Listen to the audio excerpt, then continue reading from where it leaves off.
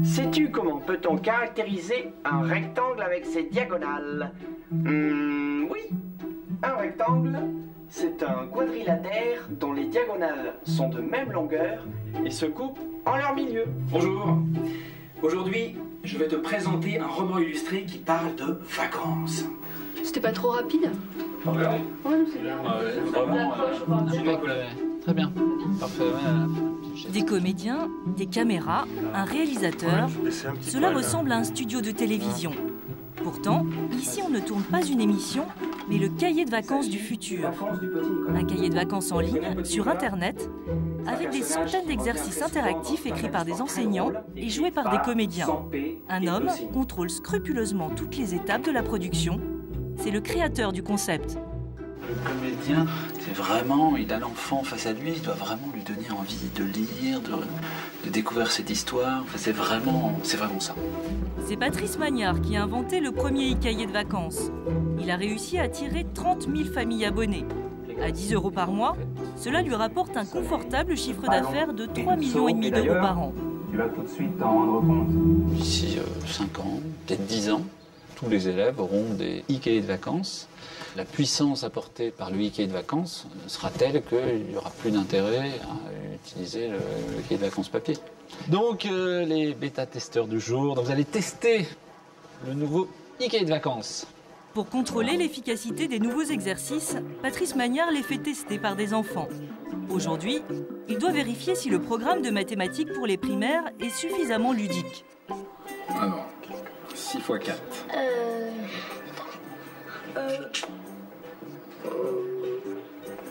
6 plus 6, ça fait 12.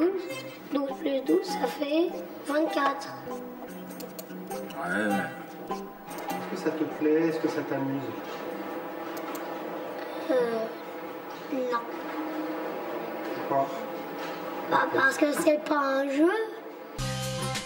Instrument de torture pour les uns, outil de révision efficace pour les autres, le cahier de vacances, c'est un business colossal. 5 maisons d'édition se livrent une guerre sans merci. Elles lancent chaque année de nouveaux produits, cahiers de vacances pour les maternelles ou encore cahiers avec les héros préférés des enfants. La France est le seul pays où ils ont autant de succès. Comment ces cahiers de vacances sont-ils fabriqués? Ont-ils une réelle utilité pour les élèves ou n'est-ce qu'un produit marketing? La folie des cahiers de vacances enquête sur un fabuleux succès d'édition.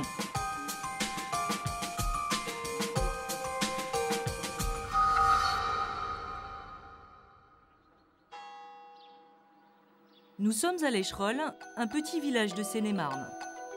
Dans sa maison familiale, nous retrouvons Patrice Magnard, le créateur des cahiers de vacances sur Internet. S'il a fait fortune dans ce secteur, c'est parce qu'il est issu de la famille qui a inventé les cahiers de vacances dans les années 30.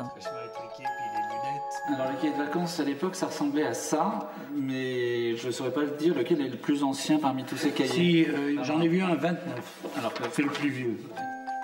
Avec Louis, son demi-frère, il garde précieusement les exemplaires des premiers numéros. À l'époque, les ingrédients du succès sont déjà réunis. Tout de suite, on commence par un jeu. C'est ce qu'on appelle un mariage, hein, une bijection pour les savants. Ici, l'enfant devait relier les illustrations à leur définition.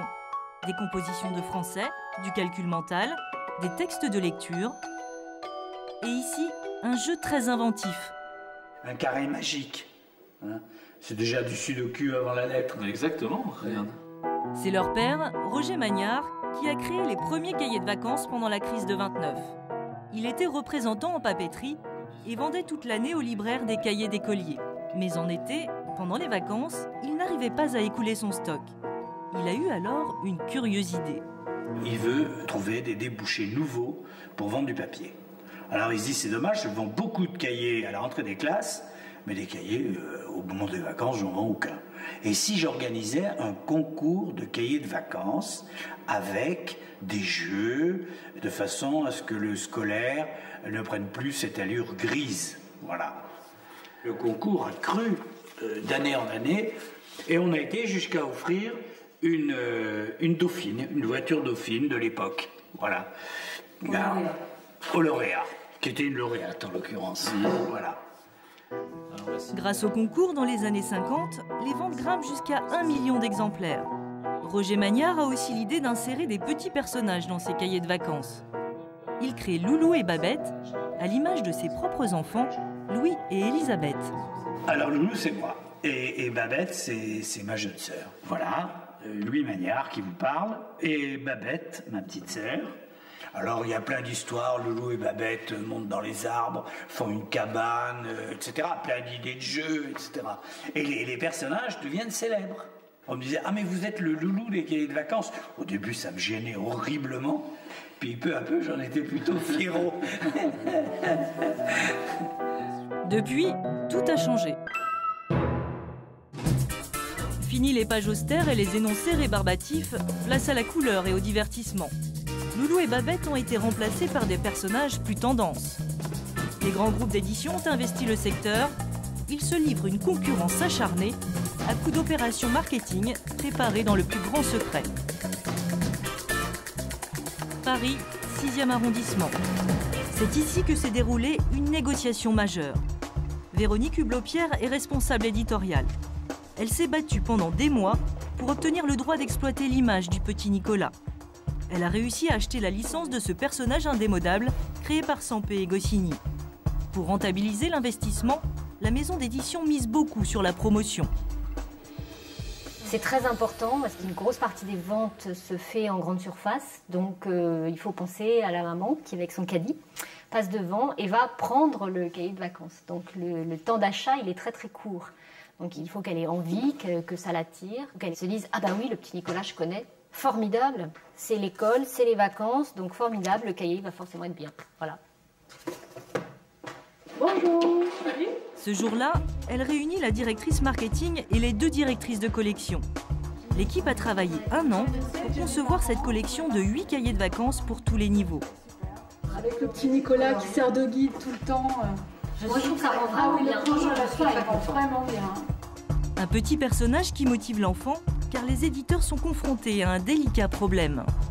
C'est toujours le gros problème, c'est qu'en fait, ils commencent toujours avec beaucoup d'enthousiasme. Et puis, au bout d'un moment, et ben voilà, les vacances prenant le dessus, on passe à autre chose et on finit par.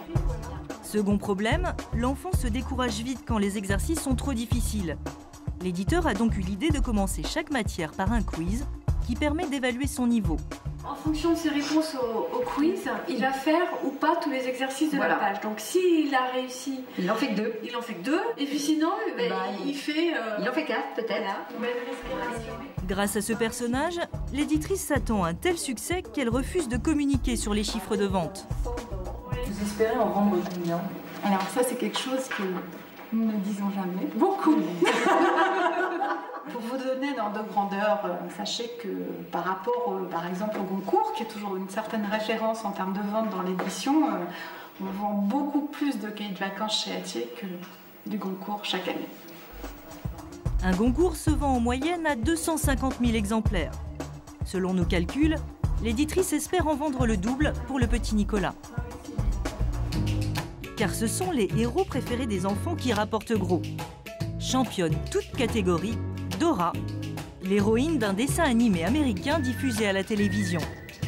Pour acquérir les droits de ce personnage, cet éditeur a dû céder un gros pourcentage sur ses ventes. Pour avoir une fourchette, un ordre d'idée, on est entre 2 et ça peut aller jusqu'à 12% de droits qui sont prélevés par le créateur de la licence, par l'ayant droit, sur chacun des exemplaires vendus. Il faut vraiment en vendre des grosses quantités, la plupart du temps, pour que l'éditeur puisse effectivement marger. En 2006, la collection des cahiers Dora s'est vendue à 700 000 exemplaires, un record. Mais rien n'est jamais acquis. L'année suivante, Dora est passée de mode et les ventes se sont effondrées. Alors, pour ne pas se faire doubler, l'éditeur a aussitôt réinvesti dans un nouveau personnage. Geronimo Stilton, une souris née en Italie. Donc c'est quoi l'originalité de ce cahier de vacances? La première originalité, c'est que c'est au départ un cahier de vacances italien, qui est sorti l'année dernière en Italie. Et vous voyez, première chose, les couvertures ont changé, parce qu'il faut adapter aussi le graphisme aux besoins français. On a besoin de plus de soleil, peut-être parce que les Italiens en ont naturellement plus que nous. Il y a eu un travail de traduction naturellement, mais il y a surtout un colossal travail d'adaptation aux besoins pédagogiques français. En l'occurrence, il doit y avoir à peu près 25% de chaque livre qui a été simplement traduit. Tout le reste a été intégralement recréé. Dans la rubrique Histoire, là, on se trouve dans des niveaux plus élevés. On est au CM2, donc c'est le passage du CM2 à la 6e. Et là, on s'est rendu compte, c'était d'ailleurs tout à fait amusant, que les Italiens insistent énormément sur l'Antiquité gréco-romaine. On comprend pourquoi, alors que nous, on insiste davantage, on parle un petit peu de Jules César bien sûr, mais on insiste davantage sur des périodes d'histoire plus modernes. Une fois les cahiers fabriqués, les éditeurs se battent pour la meilleure exposition en magasin. «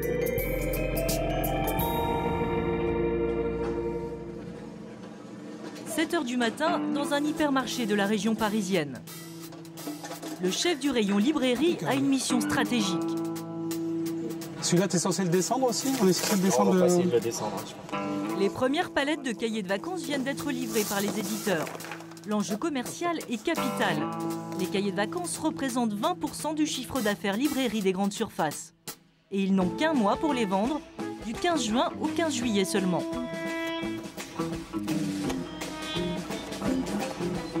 Ça me fait. Ce matin, le chef de rayon a reçu l'ordre de mettre particulièrement en avant les cahiers de vacances du petit Nicolas. L'éditeur a chèrement négocié la tête de gondole, le meilleur endroit du magasin. Son responsable commercial a fait le déplacement.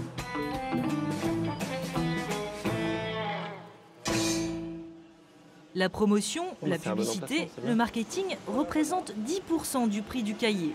C'est intéressant parce qu'on a une entrée de magasin, donc ça c'est ce qu'on appelle l'allée pénétrante, il y a une entrée de magasin et on est au carrefour avec l'allée centrale. Donc c'est vraiment un endroit stratégique.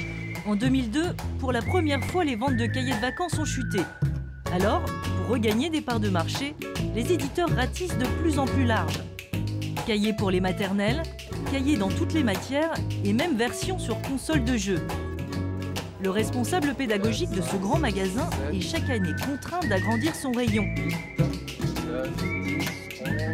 Cet été, il n'y a pas moins de 150 cahiers différents.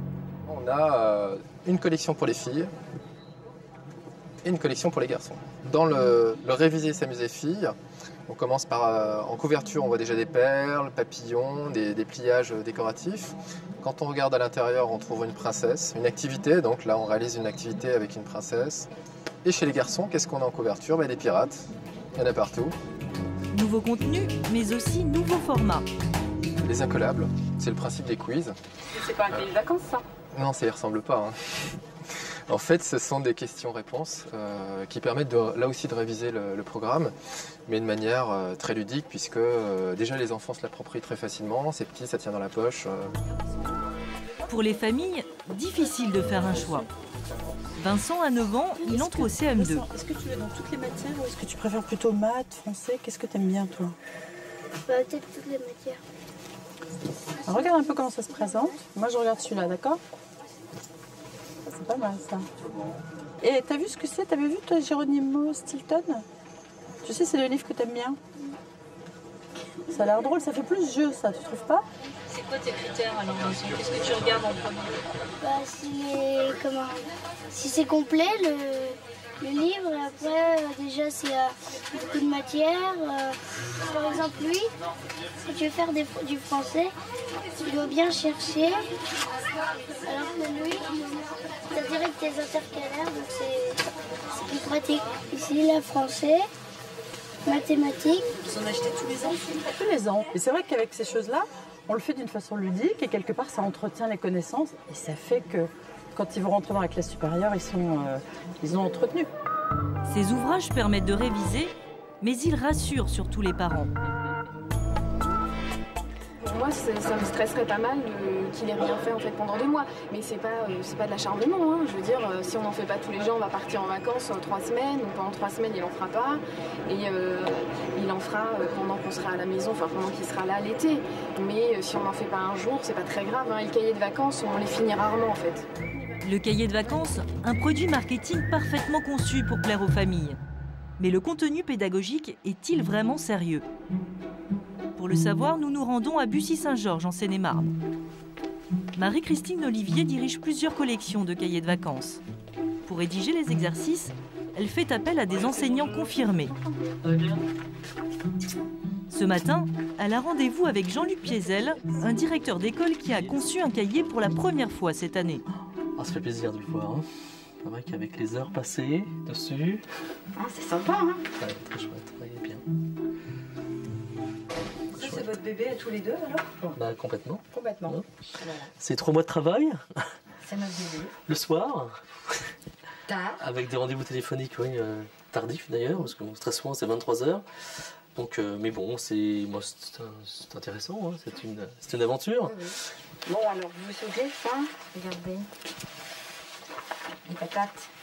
Ah bah oui, Elles tout à sont fait. belles, vos patates. Hein? Ah oui, oui, ça vaut pas mal. Ah, c'est pas mal. Hein? Le professeur a insisté pour que cet exercice figure dans son cahier.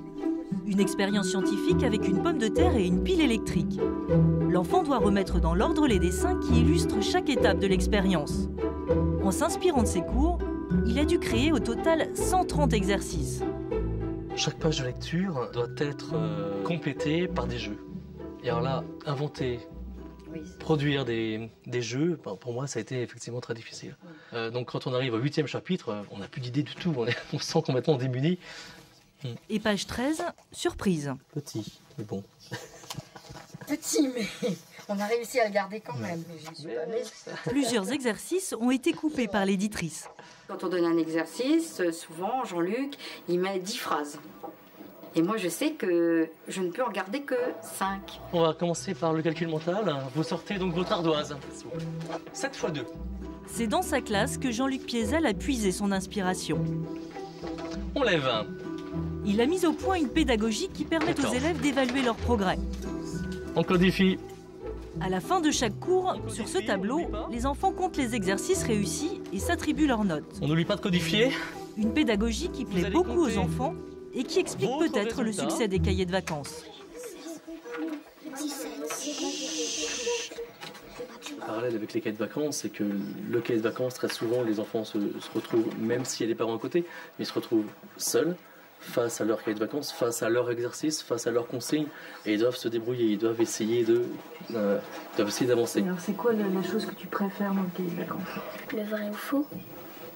Qu'est-ce qui est amusant dans le cahier de vacances? Il y a plein de jeux, il y a des questions, on peut faire des maths, du français.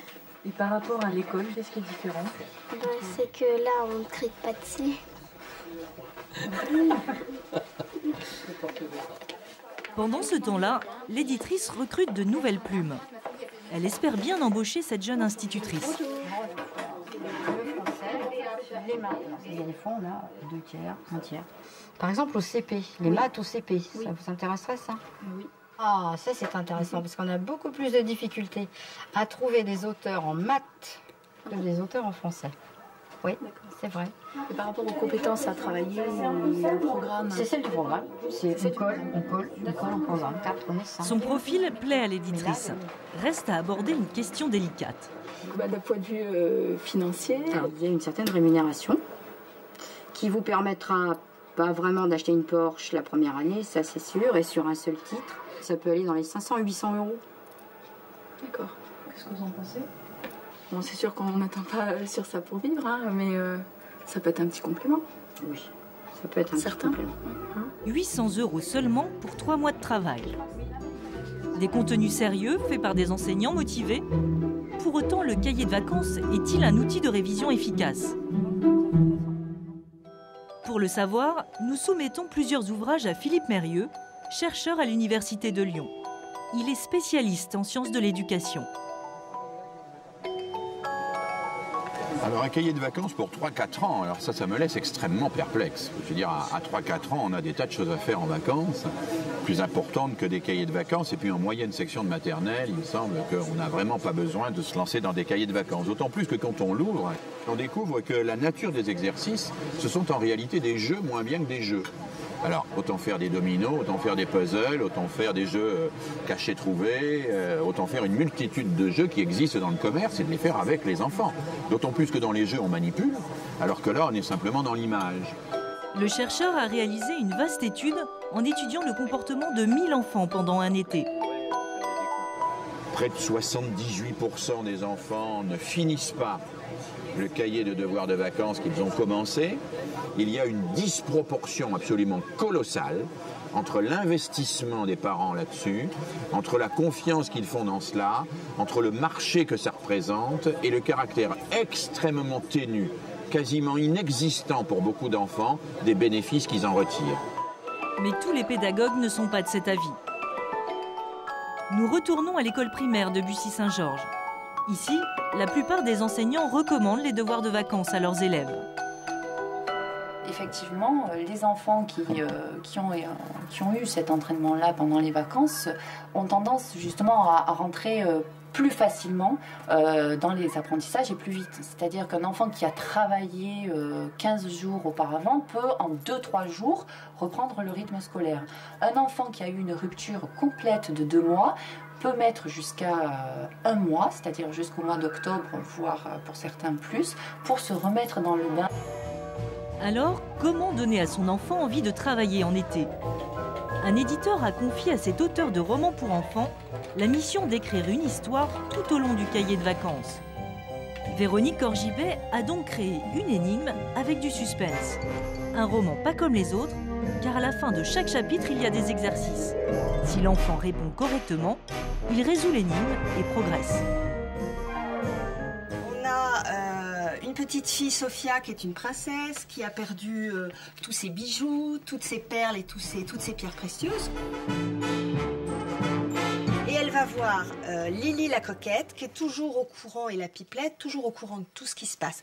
Et pour savoir qui est Lily la coquette, on a une série de 3 petites questions qui, avec la résolution de ces questions, permettent de trouver la suite de l'histoire. Ensuite, on a un petit repérage dans l'espace et une notion mathématique, et après une énigme avec 4 mots qui répondent à une question. Si on a bien lu, chacun de ces indices amène à une seule réponse: Lily est une pieuvre. Alors quel est l'intérêt de ce concept d'énigme au milieu d'une histoire? L'intérêt est relancé à chaque résolution d'énigme. On répond aux 4 petites questions et on a envie de continuer dans l'histoire. La romancière a réussi à séduire un public nouveau, celui des collégiens, avec une version anglaise. L'histoire est écrite en anglais, mais pour ne pas décourager les ados, les exercices sont en français. Au terme de notre enquête, nous découvrons que les éditeurs se livrent une nouvelle bataille sur un nouveau marché, celui des adultes. À l'origine, le pari d'un éditeur spécialisé dans l'humour qui a créé ce premier cahier pour adultes de 17 à 117 ans, avec des questions de culture générale, histoire, géographie ou musique. Ce matin, Christophe Apsy a convoqué tous ses collègues pour une réunion de travail un peu particulière. Il doit leur faire tester ces nouveaux exercices. Non, donc vous avez compris le principe ou pas? Vous avez compris le principe de l'exercice ou pas? On n'a pas bien compris. C'est-à-dire, c'est des définitions et tous les noms à trouver sont des animaux. Voilà, c'est pour être sûr, parce que parfois c'est pas clair. Ouais. Ok. Vas-y, lis et... Alors, tige flexible, utilisée pour tendre un tissu, renforcer une armature. Ça, c'est la baleine. Ok.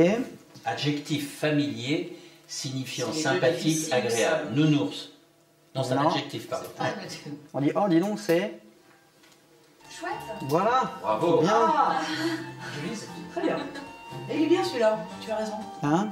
Donc il faut qu'il y ait de la difficulté et il faut trouver des exercices qui s'adressent, voilà, je dirais, du plus jeune au plus âgé et que surtout ce soit un exercice qu'on puisse faire à plusieurs en famille. C'est le but. C'est pour ça que j'aime bien réunir les gens pour qu'on fasse des exercices ensemble et qu'on voit où ça pêche. Il y a un exercice, voilà, le dernier c'est sur le rugby. Les équipes de rugby ont toutes des symboles bien spécifiques. Associer chacun de ces pays à la bonne photo. Le kangourou, c'est l'Australie. Créé il y a 2 ans, le premier cahier de vacances pour adultes a remporté un succès totalement inattendu. Avec 150 000 exemplaires par titre, c'est plus que les records des cahiers pour enfants. Les questions de Tintin d'Albert, dis donc, chapeau. Hein. Alors. Un succès dont la concurrence va immédiatement s'emparer. L'année dernière, 18 cahiers de vacances pour adultes sortent en librairie exactement sur le même modèle. Donc oui, l'année dernière, on a été fortement copié. J'ai pas tous les exemplaires sous la main, mais voilà par exemple ce qu'avait fait le Petit Futé. Ça, je crois que c'était offert pour l'achat d'un guide Le Petit Futé. Donc c'était le premier vrai concurrent qu'on a trouvé. Bah là, on voit bien qu'il y a, reconnaissez-vous les grands explorateurs du monde, donc l'énoncé, les 4 figurines comme ça qui sont représentées comme ça. Voilà, il y a 2 exercices par page avec des QCM qui... Voilà. Après, c'est des formes qui ressemblent, hein, mais bon, eux, on fait un format qui est plus petit, donc en plus c'est offert, alors ça casse un peu le marché. Un autre éditeur concurrent a carrément copié son slogan sur la couverture de son nouveau cahier. À mon avis, moi, ce que ça témoigne, c'est le manque d'originalité de l'édition. C'est-à-dire qu'une idée marche, et là, on a une quinzaine d'éditeurs qui se ruent sur cette idée et qui font la même chose. C'est assez énervant. Piqué au vif, Christophe Absi riposte en déposant le nom « Cahier de vacances pour adultes ». Et pour se différencier davantage, il ajoute une petite astuce. Donc pour se démarquer, vu qu'on ne peut pas déposer une idée, on a déposé au moins le titre et on a rajouté le logo, l'officiel, juste à côté de notre logo à nous, ce qui fait que ça fait un peu compliqué, mais au moins c'est quelque chose qui saute aux yeux. Et puis on nous a déjà dit que c'était utile au libraire pour qu'il fasse la différence quand il en reçoit 10, qu'il se souvienne que oui, c'est bien celui-ci qui est le nôtre. La stratégie semble payer. Pour le moment, c'est ce cahier qui est en tête des ventes. Mais les éditeurs scrutent attentivement le ciel. Ils savent que lorsqu'il y a du soleil, les ventes risquent de chuter. Quel que soit l'objet marketing, les enfants préfèrent toujours la plage au devoir.